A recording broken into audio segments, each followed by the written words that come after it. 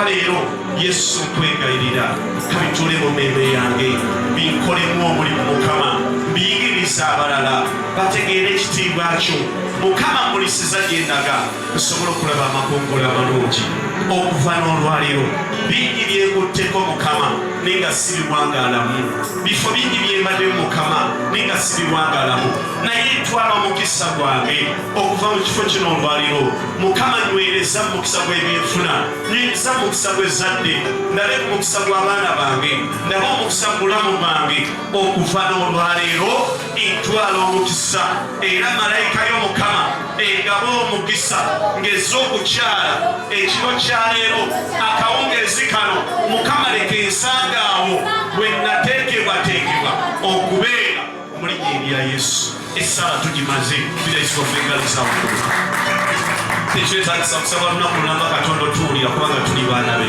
Mukama awulidde okusaba kwo. Yesu akola obulungi mu linnya lya Mukama ffe Moses. Olwaleero nnayo obubaka butono nnyo.